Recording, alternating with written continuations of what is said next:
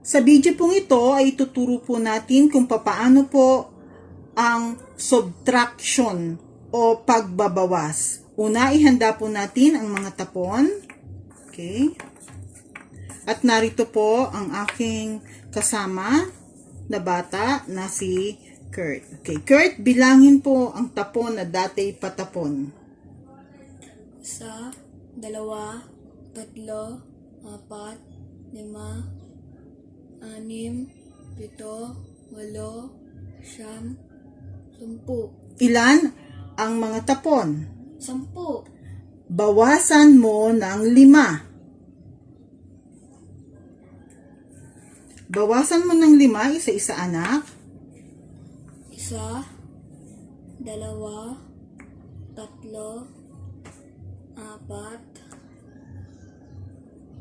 5. Okay, ito yung mga binawas mo. Ilan ang natira na narito? Ito yung binawas mo. Sa 10 at binawas mo ang 5, ilan ang natira? Bilangin mo. 1, 2, 3, 4,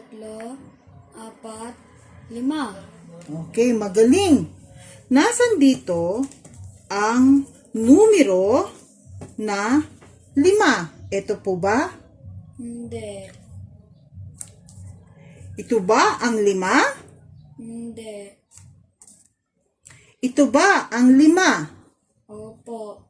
Okay, ito ang 5. Susunod.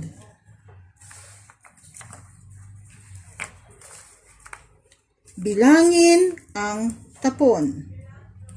1, 2, 3, 4, 5, 6, 7, 8. Ilan ang tapon? 8. Bawasan ng 4. 1, 2, 3,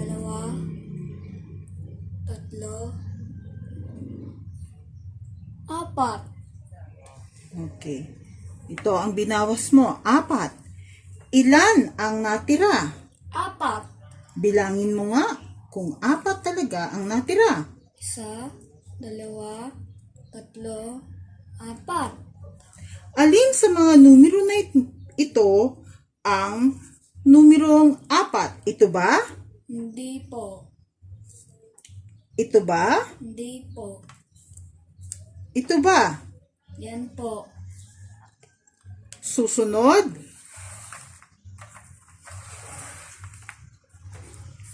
Bilangin ang tapon.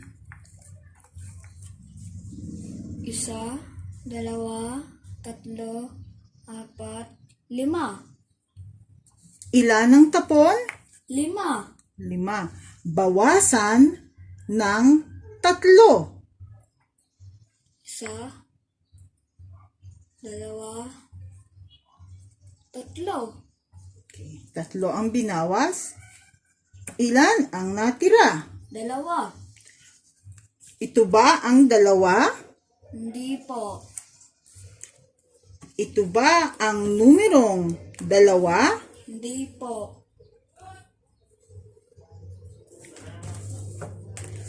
Maaaring ito ang numerong 2. Opo.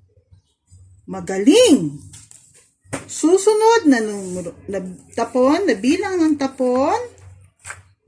Yan, bilangin. 1, 2, 3, 4, 5, 6, 7. Ilan ang tapon na dati patapon na narito? 8. Ilan nga po? Bilangin nga po ulit. 1, 2, 3, 4, 5, 6, 7. Ilan? 7. 7. Ang tapon na dati patapon ay may bilang na 7. 7. Bawasan ng 2. Bawasan. 1, 2. Ilan ang natira? 5. Bilangin kung 5 nga. 1, 2, 3, 4, 5. Ito ba ang numerong 5? Hindi po.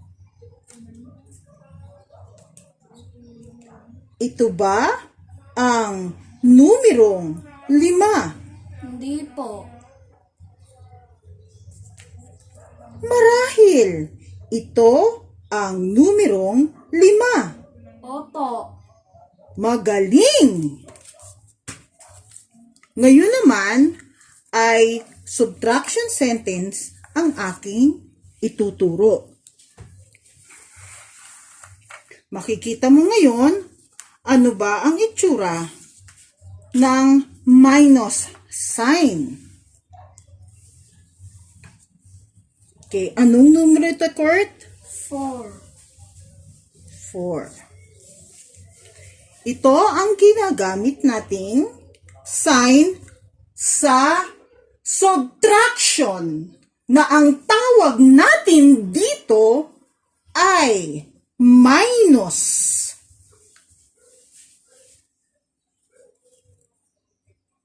Okay. So, kung babasahin natin, Kurt, 4 minus 3. 4 bawasan ng 3. Lagyan ng tapon na dati patapon dito sa ibabaw ng bilang 4. 1, bumilang. 2, 3, 4. 4. Bawasan ng 3. 1, 2, 3. Ilan ang natira? 1. Iyon ang ilalagay nating sagot sa loob ng kahon. Ano ang tawag natin sa sign na ito?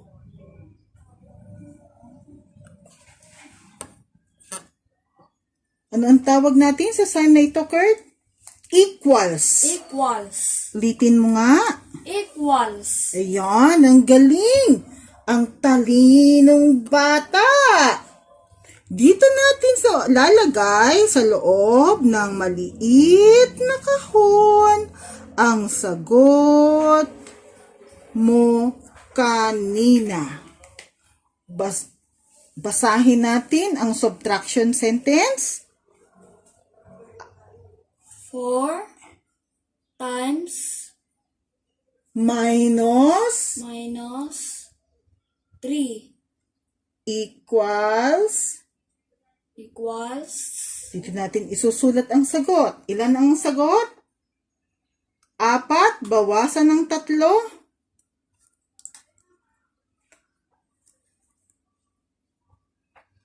Pababa, pataas. Yan. Pababa, pataas. Ganon. Yan. 1. Basahin natin ang subtraction sentence, Kurt. 4 minus 3 equals 1. Okay, ikaw lang nga. Hindi kasabay si teacher. Go. 4 minus 1. Anong numero ito? 3 Equals. equals 1. Basahin muli. 4 4 minus 3 equals 1. 1. Okay. Sa video pong ito ay matututunan po natin mga magulang kung papaano ituro ang subtraction sa kindergarten level hanggang primary level. Una, ihanda po natin ang mga numero na gagamitin po natin. At syempre po, ang mga tapon, ihahanda din natin. Ito po yung mga yon, mga tapon na dati patapon. Yan po. At syempre, ang ating pong batang narito na ating magiging model sa ating pagtuturo ng subtraction. Okay. Kurt, anong number ito? 3 minus 2. Okay. Ito ang tawag natin sa sign na ito ay minus sign. Ito ang ginagamit, Kurt, sa Minus. subtraction. Tama. Anong tawag dito? Minus. Okay. Ano ang tawag dito?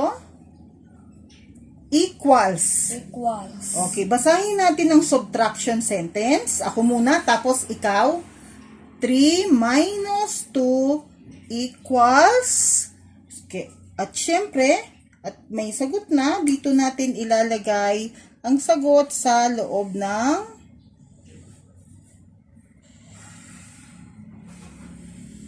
kahon. Okay? Una ay maglalagay ka ng 3 tapon. Okay, dito. 3. Maglagay ka, anak. Bumilang. 1 2 3 Okay, ilan meron tayong tapon? 3 3. Okay, sabi, minus 2 okay. Yung 3 tapon, o 3, ay babawasan ng ilan? 2 2. So, 3 tapon, babawasan ng 2. Okay, bawasan mo ng 2. Bibilangin mo muna. Isoli mo. Okay, ganito po babawasan ng 2. 1, 2. Okay? Ulitin natin. Bawasan ng 2. 1 2 Ilan ang natira? 1 So, ano ang ilalagay na sagot sa loob ng kahon? 1 Isa. Sa wikang Ingles, ng isa ay 1 1. Okay, isulat mo nga paano ang itsura ng 1.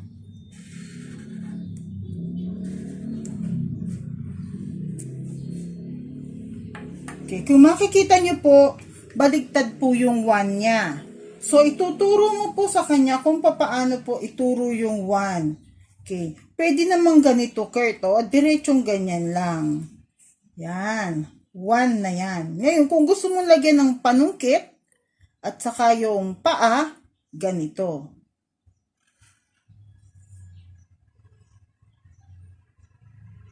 Okay, naintindihan?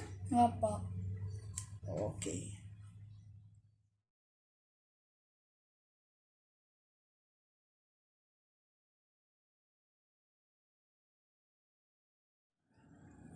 Sa video pong ito ay matututunan ninyo kung paano ituro ang subtraction sa kindergarten. Ano ba yan? Nabubulol ako ulit.